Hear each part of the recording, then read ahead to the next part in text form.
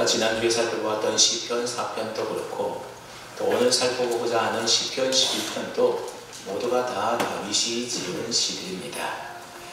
다윗이 지은 시편을 우리가 가만히 보게 되면 다윗이 평안하고 형통하고 좋을 때 지은 시들보다는 인생에 어려움을 당하고 힘들고 환난을 당할 때 지은 시가 훨씬 더 많다는 것을 우리가 보게 됩니다.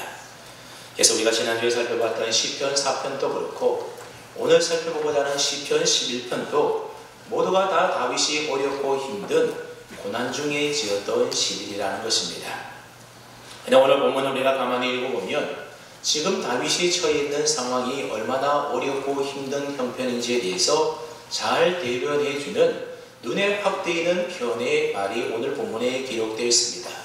그 말은 바로 3절에 기록되어 있는데 터가 무너지면 이라고 하는 표현의 말입니다. 여러분, 터가 무너진다고 하는 것은 마치 지진이 일어나서 땅이 뒤흔들려 엎어져 버리고 그래서 그 땅 위에 세워진 모든 건물들이 다 무너져 내리는 그런 상황을 말하는 것입니다. 근데 본문에서 다윗이 말하고 있는 터가 무너졌다라고 하는 것은 문자 그대로 땅이 흔들려서 건물이 다 무너져 내려앉았다 그런 의미의 말이라기보다는 내 인생을 지탱해주는 삶의 기반이 다 무너져 내려앉아 버렸다 그런 의미의 말인 것입니다. 그래서 그 위에 세워진 내 인생이 다 흔들려 무너지게 되었다라는 겁니다. 여러분, 우리가 인생을 살다 보면 여러 가지 불안과 염려와 걱정들 속에서 이런 일 저런 일 다 겪으며 살아가는 것이 우리의 인생이지 않습니까? 그래서 마치 유리병 행복처럼 지금은 참 평안하고 행복해 보인다 하더라도 언제 떨어뜨려서 끼워질지 모르는 그런 불안감과 두려움이 다 우리들에게 있게 두려움을 가지고 살아간다는 겁니다.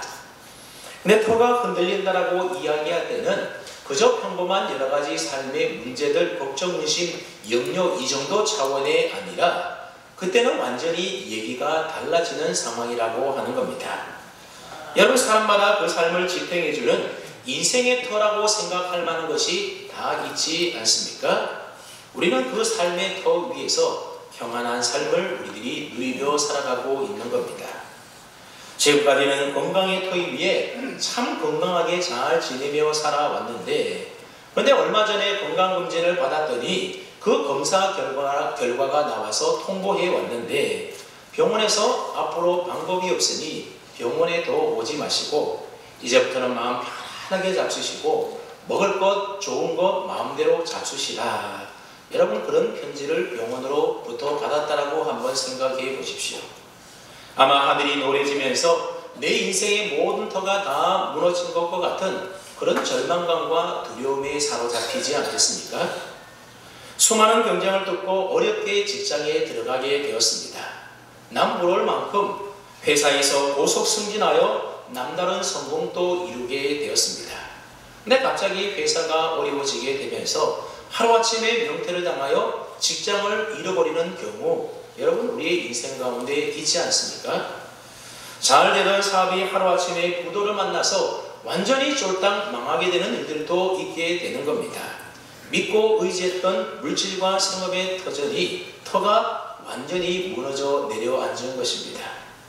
또 어떤 사람은 오로지 남편을, 자식을 믿고 의지하며 뒷바라지하면서 지금껏 내 인생의 터로 삼고 살아왔는데 여러분, 믿는 도끼에 발등시킨다라는 말처럼 그것 때문에 흔들리고 무너지는 인생이 또한 얼마나 많이 있습니까? 그런가 하면 자기 자신을 자신의 인생의 터로 삼고 살아가는 사람들도 이 세상에는 얼마나 많은지 모릅니다. 그래서 내 인생의 삶을 내가 주인 되어서 내 마음대로 살아간다는 겁니다. 여러분, 우리의 인생의 터가 굉장히 견고해 보이는 것처럼 보일지 모르지만 모래와도 같다라는 사실을 기억해야 됩니다. 그래서 평소에는 잘 모르지만 내 인생에 고난의 바람이 불고 환난의 비가 내리고 또 큰 인생의 홍수가 우리에게 닥쳐오게 되면 모래 위에 지은 우리의 집은 순식간에 무너지고 망가뜨려질 수밖에 없는 겁니다. 내 전 인생을 다 바쳐서 헌신했던 내 삶의 공든탑도 순식간에 무너질 수가 있다는 겁니다. 여러분, 우리 인생은 마치 물에 떨어지면 다 풀어지는 종이 조각처럼 그런 경우들이 많이 있습니다.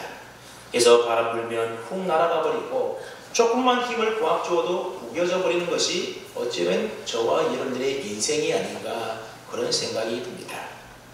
근데 이런 연약한 인생을 내 터로 삼고 살아간다고 한다면 그때의 내 터가 무너진다면 여러분 큰일이지 않겠습니까? 자기가 자기 삶의 근거인 사람은 그 인생의 터가 무너지게 되면 모든 것이 다 끝장나버리고 말게 되는 것입니다. 오늘 본문 3절 말씀에 보면 터가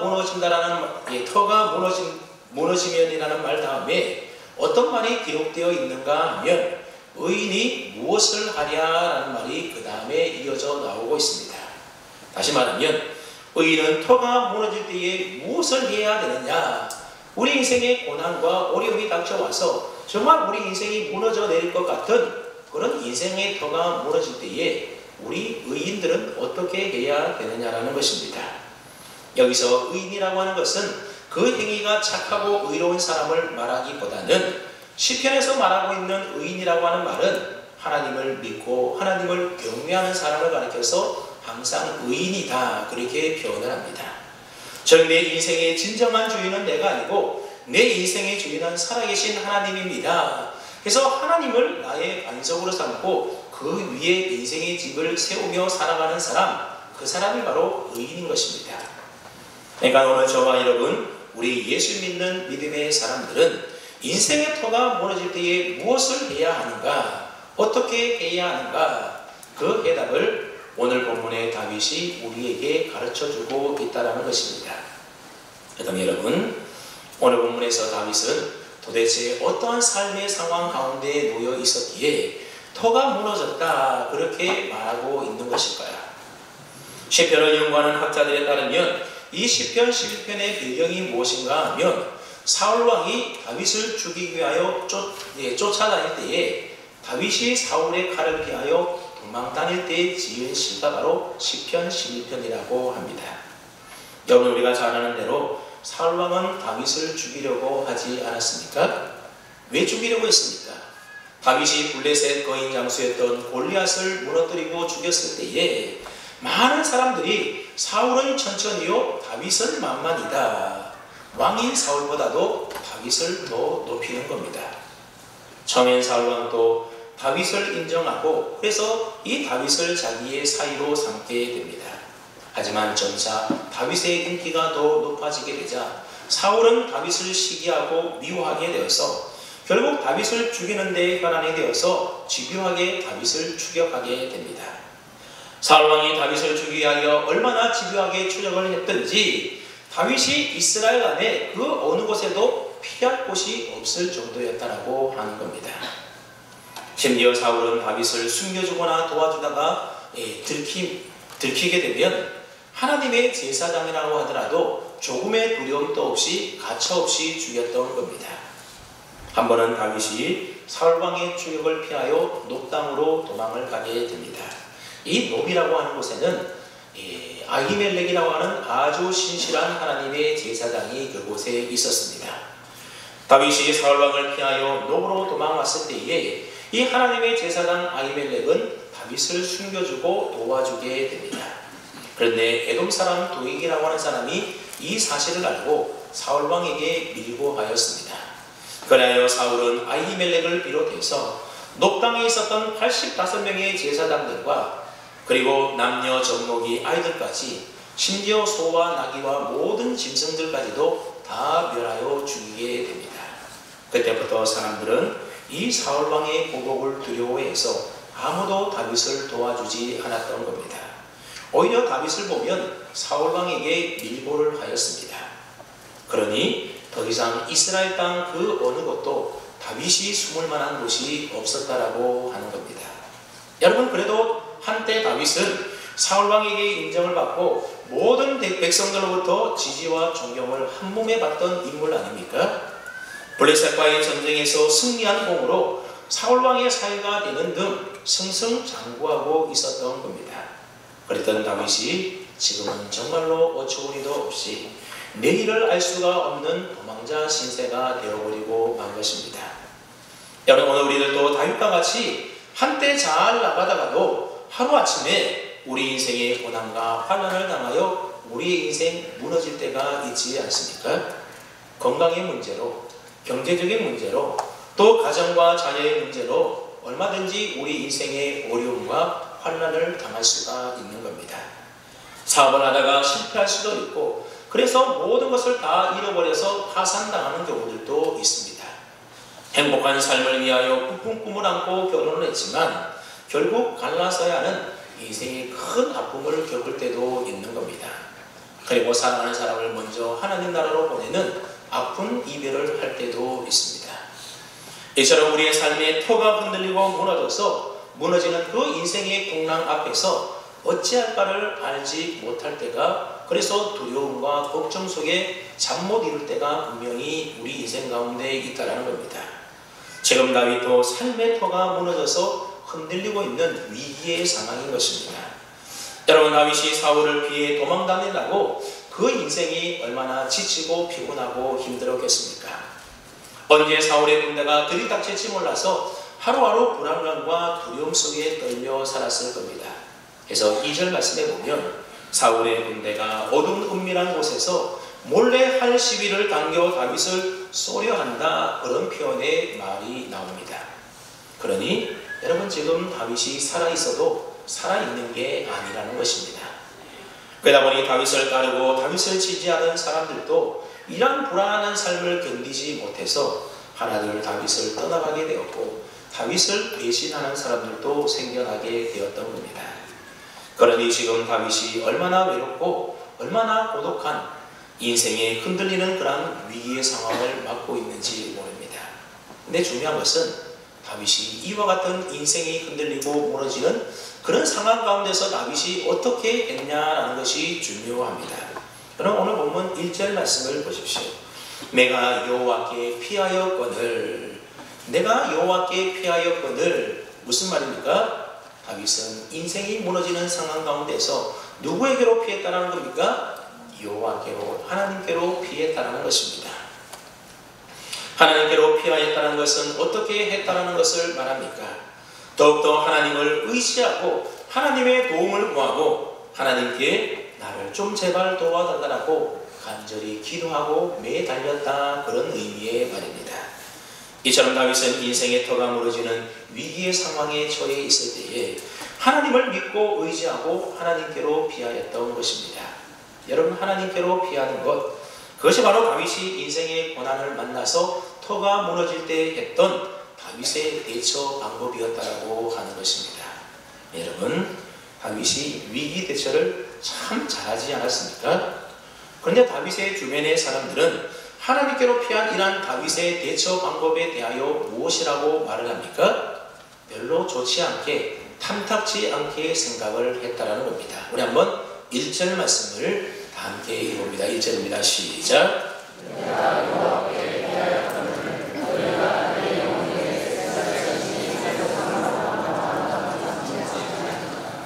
다윗이 여호와께로 피하였더니 주변의 사람들이 다윗에게 뭐라고 말하는가 하면 새처럼 산으로 도망가라, 산으로 피해라, 그렇게 말했다라는 겁니다.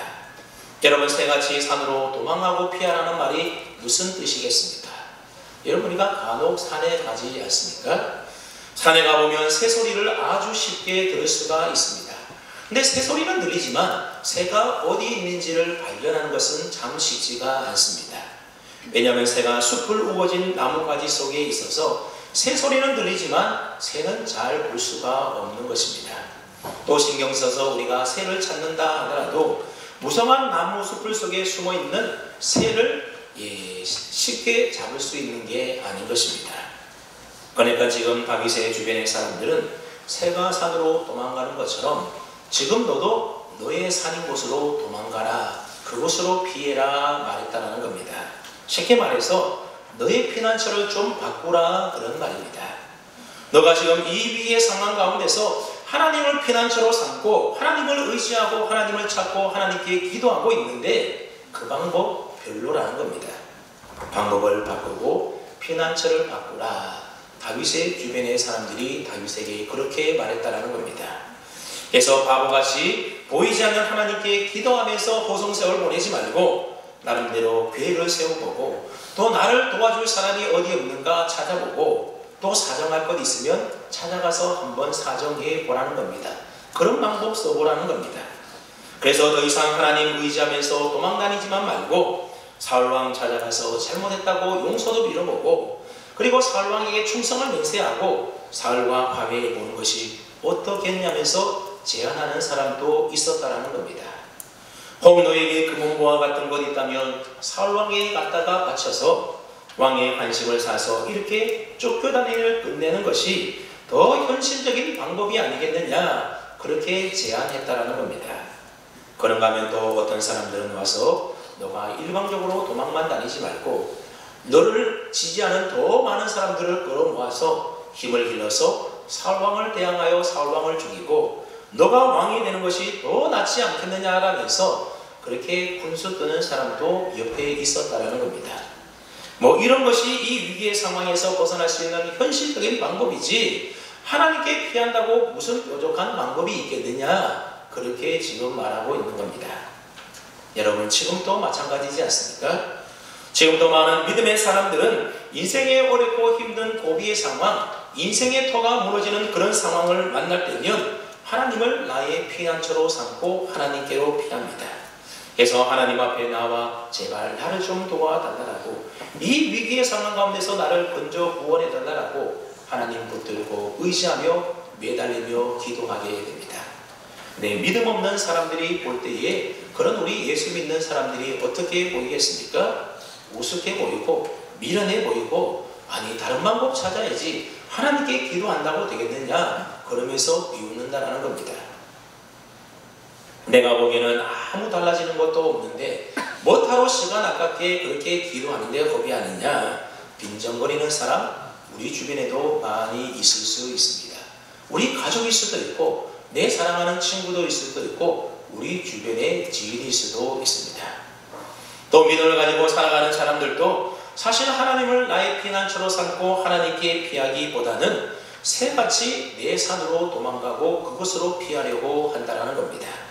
그래서 의학의 산, 과학의 산, 친구의 산, 힘과 명예의 산, 지혜와 지식의 산, 물질과 권력의 산과 같이 사람들이 볼 때 더 합당해 보이는 인간적인 여러 가지 방법들을 더 선호하고 그것들을 더 의지하려고 한다는 겁니다. 그래서 하나님께 나와 도와달라고 기도하면서도 당장 눈앞에 뭔가 보이는 것이 잡히는 것이 없을 때에는 우리 주변에 있는 사람들의 다른 방법을 좀 써봐라 그런 소리에 쉽게 우리가 넘어갈 때가 많이 있다는 겁니다. 그래서 지금 당장 무엇인가 내가 할 수 있는 여러 가지 방법들을 다 동원해보고 써보는 겁니다. 네, 여러분 오늘 본문의 다윗은 주변 사람들이 와서 여호와께로 피하지 말고 새가 산으로 도망가듯 피하듯 다른 방법들 좀 찾아보라고 권할 때에 다윗이 어떻게 했다라는 겁니까? 너희가 나에게 이렇게 말하기 어찌하느냐 그렇게 말하고 있습니다. 다시 말하면 그런 소리 하지 말라는 겁니다. 다시 말하면 다윗은 주변의 사람들의 그 말에 전혀 동요하지 않았고 흔들리지 않았다는 겁니다. 여러분 다윗은 왜 흔들리지 않았겠습니까? 오늘 성경 말씀에 보면 우리가 두 가지 이유를 찾을 수가 있는데 먼저는 상황이 아주 심각했기 때문에 그렇습니다. 지금 상황이 어떤 상황인가 하면 터가 다 무너져 내려서 인생이 끝장나게 돼 있는 그런 상황이라는 겁니다. 여러분 터가 무너지는 상황에 산이라고 해서 멀쩡하겠습니까? 지금 땅이 흔들려서 무너지고 모든 것이 끝장났는데 산은 멀쩡하겠냐라는 겁니다. 그렇지가 않습니다. 산도 흔들리고 무너지고 그곳에 심겨진 나무들도 다 쓰러지고 뽑히고 했다라는 겁니다. 그러니 터가 흔들리는 상황은 보통 심각한 상황이 아닌 것입니다. 산이 흔들리고 무너지고 나무들도 다 쓰러지는 그런 상황에서 산으로 도망해봤자 무슨 소용이 있겠냐라는 겁니다. 여러분 여기서 산이 흔들리고 무너지고 나무가 쓰러진다라고 하는 말은 세상적인 방법들로도 안 된다 그런 의미의 말입니다. 여러분 터가 무너졌다라고 하는 것은 사람의 방법으로는 해결할 수 없는 그 정도 차원의 크기의 엄청난 우리의 인생의 위기라고 하는 겁니다.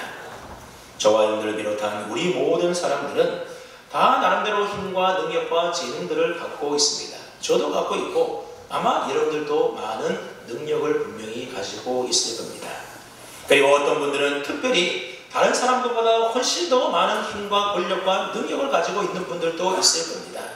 그러나 그 능력에는 분명히 한계가 있다는 것을 우리가 알아야 됩니다. 내가 가지고 있는 능력이나 누군가가 가지고 있는 그 능력을 가지고는 이 인생의 모든 문제들을 다 해결할 수 있는 것이 결코 아니라고 하는 겁니다. 여러분, 오늘날 우리가 살아가는 이 시대에 얼마나 과학과 의술이 발달되어 있습니까? 그래도 못 고치는 병 투성이라는 겁니다. 못하는 일들이 많이 있습니다. 분명히 사람의 능력에는 한계가 있다는 겁니다. 다윗은 이것을 너무나도 잘 알고 있었던 겁니다. 지금 터가 무너지는 이 위급한 상황 가운데서 과연 누가 나를 도와줄 수 있을까? 다윗은 자기 자신도 주변에 있는 사람들도 결코 이 문제를 해결할 수 없다는 사실을 분명히 인식하고 알고 있었던 겁니다. 터가 무너지는 그런 상황이라고 하면 다 속수무책인 것 아니겠습니까? 그런데 중요한 사실은 다윗은 하나님이 어떤 분인가에 대하여 너무나 제대로 잘 알고 있었다는 것입니다. 그래서 하나님을 자신의 피난처로 삼고 하나님께로 피했던 겁니다. 여러분, 오늘 본문 4절부터 6절 말씀을 보게 되면 다윗이 하나님이 어떤 분인가에 대한 고백의 말씀이 기록되어 있는데 좀 길어서 다 읽기는 어렵지만 좀 쉽게 정리해서 요약해보면 이런 말입니다. 하나님은 성전에 계시고 하늘 높은 보좌에 계시면서 모든 사람의 인생을 다 통촉하시고 감찰하셔서 선한 사람에게는 좋은 것으로 악한 사람은 나쁜 것으로 심판하시는 분이다. 그런 고백의 내용입니다. 여러분, 하나님이 성전에 계신다, 하나님은 하늘 보좌에 계신다라고 하는 의미의 말은 하나님은 우리와는 차원이 다른 분이다, 그런 말입니다. 여러분, 하나님의 성전 지성소에는 오직 하나님만이 계실 수가 있고 하늘 처소도 오직 하나님만이 계신 곳입니다. 우리 사람이 있을 곳이 있을 수가 없는 곳입니다. 그러니까 한계가 있고 못하는 것 구성인 우리 사람들과는 하나님은 차원이 다르신 분이다, 그런 말입니다. 그런 하나님께서 온 세상을 두루 감찰하시면서 누가 의인이고 누가 악인인지, 누가 하나님을 의지하고 경외하며 살아가는 사람이고 누가 하나님 아닌 세상의 방법을 붙들고 의지하며 살아가는지 하나님은 다 살펴보시고 계신다는 겁니다. 다윗이 터가 무너질 때에 흔들리지 않고 내가 여호와께로 피한다, 그렇게 고백할 수 있었던 이유는 하나님이 어떤 분인지에 대하여 다윗이 제대로 잘 알고 있었기 때문인 것입니다. 여러분, 저와 여러분들도 하나님이 어떤 분인지를 제대로 잘 알아야만 우리가 신앙생활, 믿음생활을 제대로 해 나갈 수가 있습니다. 그렇다면 여러분, 하나님은 어떤 분이십니까? 하나님은 우선 전지전능하시고 능치 못함이 없으신 분인 것을 우리가 분명히 믿어야 됩니다. 우리 사람에게는 어렵다고 해서, 힘들다고 해서, 하지 못한다고 해서 하나님에게도 어렵고 하나님도 하지 못하고 그런 게 아니라는 겁니다. 우리 사람에게는 불가능해 보여도 하나님에게는 불가능한 것이 없고 하나님에게는 능치 못함이 없는 겁니다. 근데 사람이 할 수 없는 것 하나님이 어떻게 하시겠나, 그런 생각은 잘못된 생각이라는 것입니다. 대저 하나님은 능치 못함이 없으신 전지전능하신 하나님이시기 때문에 우리 사람들에게는 속수무책인 그런 상황이라 할지라도 하나님에게는 전혀 문제가 되거나 불가능하지 않다라고 하는 사실입니다. 하나님은 모든 것이 무너지고 흔들리는 그러한 상황 가운데서도 모든 것들을 지켜주시고 회복시켜주시고 견고하게 해주시는 분이 바로 우리 하나님이시라고 하는 겁니다. 다윗은 바로 이것을 제대로 알았다라는 겁니다. 그래서 터가 무너지는 그러한 위기의 상황 가운데서도 내가 여호와께로 피한다, 그렇게 고백하면서 하나님만 붙들고 하나님만 의지했던 것입니다. 오늘 저와 여러분들도 이런 다윗과 같은 믿음을 꼭 가졌으면 좋겠습니다. 우리가 살아가는 세상, 터가 무너진 것과 같은 상황을 곳곳에 우리의 삶에 나타나서 우리의 삶이 흔들리고 당황하는 위기에 처한다 할지라도 하나님께로만 우리가 피하고 하나님만 붙들고 의지하기만 하면 모든 일에 능치 못함이 없는 그 하나님께서 우리를 지켜주시고 도와주시고 회복시켜주시고 다시 길을 열어주신다는 사실을 분명히 믿을 수 있기를 바랍니다. 그러므로 터가 무너지는 인생의 위기 앞에서 하나님을 나의 피난처로 삼고 하나님께로 피했던 다윗과 같은 이 믿음의 자세가 오늘 저와 여러분에게도 꼭 필요하다는 것입니다. 여러분, 우리 인생이 견고해 보인다 하더라도 터가 흔들리고 무너지게 되면 순식간에 망해버리고 무너지고 마는 것입니다. 그때 모든 것이 다 무너져도 오직 무너지지 않는 단 한 가지가 있는데 그것은 바로 하나님을 믿는 우리의 믿음인 것입니다. 그 믿음을 가지고 있어야만 인생의 위기가 찾아올 때에 우리는 다윗처럼 하나님께로 피할 수가 있게 되는 것입니다. 다음 여러분, 여호와께로 피한다라고 하는 것은 도대체 어떻게 하는 것이 여호와께로 피하는 것이겠습니까? 여호와께로 피한다라고 하는 것은 내 삶의 위기의 문제를 가지고 그것을 기도 제목으로 삼고 하나님께 나아간다라는 것을 의미합니다. 여러분, 손양원 목사님 잘 알지 않습니까? 손양원 목사님은 우리가 잘 아는 것처럼 자기의 두 아들을 죽인 원수와 같은 사람을 자기의 양자로 삼았던, 그래서 우리는 손양원 목사님 가르쳐서 사랑의 원자탄이다 그렇게 부릅니다. 그런데 손양원 목사님이 자기 두 아들을 죽인 이 사람을 자신의 양자로 삼는 것, 여러분 어디 쉬운 일이었겠습니까? 워낙 믿음이 좋은 분이니까, 성인과 같은 분이니까, 그러니까 아무렇지도 않게 그 일들을 해낸 것 같습니까? 그렇지가 않다라는 겁니다.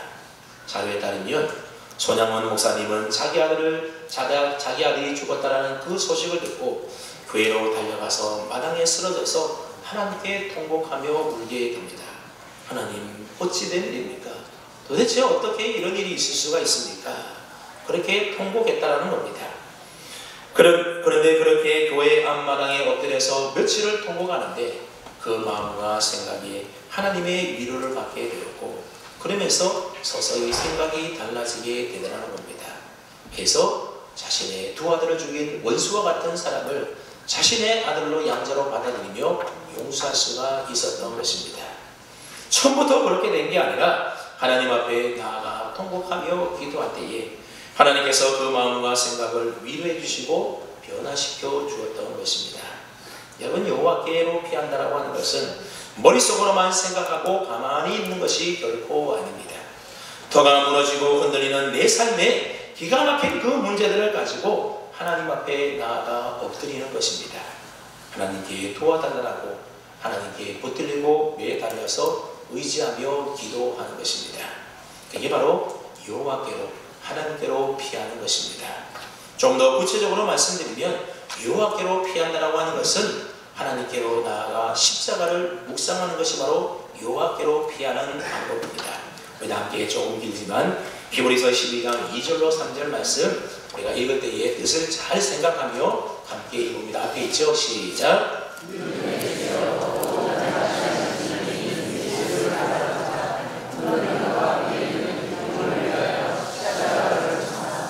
부끄러움을 개의치 아니하시더니 하나님 보좌 우편에 앉으셨느니라. 너희가 피곤하여 낙심하지 않기 위하여 죄인들이 이같이 자기에게 고역한 일을 저으신 일을 생각하라. 아멘. 인생에 고난당할 때에 피곤하여 낙심치 않기 위하여 우리에게 무엇을 하라고 권면하고 있습니까? 십자가의 수치와 고난을 참으신 그 예수님을 생각하라고 하는 겁니다. 여러분, 인생의 터가 무너질 때에 여호와께로 피한다라고 하는 것은 예수님이 당하신 그 고난의 십자가를 붙잡고 묵상하는 것을 말하는 것입니다. 그 십자가 앞에서 내가 죄인이라고 하는 사실을, 그리고 내 능력이 별로 대단하지 않다라고 하는 사실을 우리가 생각하며 묵상하는 겁니다. 그리고 십자가를 묵상하면서 그래, 하나님이 내 모든 죄를 다 용서해 주었지, 내가 하나님의 그 사랑을 받고 있지, 지금도 하나님은 나와 함께 하시지, 그것을 다시 한번 깨닫고 생각하는 겁니다. 그렇게 주님의 십자가 앞에서 나를 돌아보고 내 삶을 생각하다 보면 저와 여러분들이 하나님으로부터 세임을 공급받고 힘을 얻게 되는 겁니다. 그래서 하나님께서 공급해 주시는 은혜가 넘쳐나게 되는 것입니다. 그러므로 여호와께 피한다라고 하는 것은 그저 문학적인 표현의 말이 아니라 하나님 앞에 나와 엎드려 간절히 기도하면서 주님의 십자가 붙들고 묵상하는 것을 의미하는 겁니다. 여러분, 어떻게 그러면 이렇게 여호와께로 피하게 되면 우리의 삶에 어떤 일이 일어나게 되겠습니까? 오늘 본문 7절 말씀을 한번 보십시오. 7절 말씀에 보면 여호와는 의로우사 의로운 일을 좋아하시나니 정직한 자는 그의 얼굴을 배우리로다. 정직한 자는 누구의 얼굴을 뵙게 된다는 겁니까? 그의 얼굴, 하나님의 얼굴을 뵙게 된다는 겁니다. 여기서 말하는 정직한 자가 누구입니까? 앞서서 얘기했던 의인, 즉 내 인생의 주인이 내가 아니라 하나님인 줄로 알고 인생의 터가 무너질 때에 하나님께로 피하는 사람, 그 사람이 바로 의로우신 하나님이 좋아하시는 정직한 자라고 하는 겁니다. 이런 사람에게 어떤 일이 일어나는가 하면 하나님께서 그의 얼굴을 그 사람에게 비춰주는 일이 일어나게 된다는 겁니다. 여러분, 이것은 단순히 시각적으로 하나님의 얼굴을 본다 그런 의미의 말이 아니라 하나님을 만나게 된다 그런 의미의 말입니다. 여러분과 하나님을 만나면 인생에 어떤 일이 일어나겠습니까? 하나님께서 내 삶을 도와주시고 내 삶을 회복시켜주시고 내 삶을 책임져 주시는 놀라운 역사가 나타나게 되는 겁니다. 여러분과 잘 아는 민수기 6장 24절로 26절 말씀해 보게 되면 여호와께서 내게 복을 주시고 너를 지키시기를 원하며 여호와는 그의 얼굴을 내게로 비추사 은혜 베푸시기를 원하며 여호와는 그 얼굴을 내게로 향하사 평강 주시기를 원하노라 라고 하는 귀한 말씀이 기록되어 있습니다. 하나님께서 그의 얼굴을 우리에게 비춰주시고 우리를 만나주시는 이유가 무엇이라는 겁니까? 우리에게 복을 더하여 주시고 우리를 지켜주시기 위해서이고 그리고 우리에게 은혜와 평강을 주시기 위해서 하나님은 그의 얼굴을 우리에게 비춰주시고 우리를 만나주신다는 겁니다. 인생의 터가 무너질 때 하나님을 나의 피난처로 삼고 여호와께로 피하는 자에게 하나님은 복을 주시고 그의 삶을 지켜주시고 은혜와 건강을 베풀어 주셔서 흔들리지 않는 인생, 무너지지 않는 인생 살게 해 주신다는 겁니다. 그래서 여러분, 지금 여러분들의 삶은 평안하십니까? 여러분의 삶은 아무 문제 없이 안녕하십니까? 아니면 인생의 터가 무너져서 혹시 이리저리 흔들리고 있는 것은 아닙니까? 그렇지 않으면 지금은 별 문제가 없는데 인생의 여러 가지 일들로 인하여서 걱정하며 근심하며 불안감 속에 두려움에 떨며 살고 있지는 않습니까? 그리고 그와 같은 인생 살면서 여러분의 피난처가 되는 곳은 어디입니까? 어디에 여러분들의 피난처로 삼고 살아가십니까? 여호와 하나님을 여러분들의 피난처로 삼고 하나님께로 피할 수 있기를 바랍니다. 우리의 삶이, 우리의 가정이 흔들리고 무너질 그때에 하나님 앞에 나와서 하나님께로 피하고 하나님께 매달려 하나님께 기도하십시오. 그리고 나를 위하여 십자가에서 피 흘려 죽으신 나를 사랑하시는, 나와 함께 하시는 우리 예수 그리스도의 십자가를 바라보고 그 은혜를 깊이 묵상하십시오. 그러면 전능하신 하나님, 의로우신 하나님께서 그의 얼굴을 우리에게로 비춰주시어서 우리의 삶에 복을 주시고 우리를 도와주시고 우리의 삶에 날마다 은혜와 평강을 더하여 주셔서 우리의 삶이 결코 흔들리지 않도록 견고하게 온전하게 다시 세워주실 것입니다. 찬송 여러분, 내일부터 3주간 동안 사순절 세일의 특별 새벽기도를 시작하게 됩니다.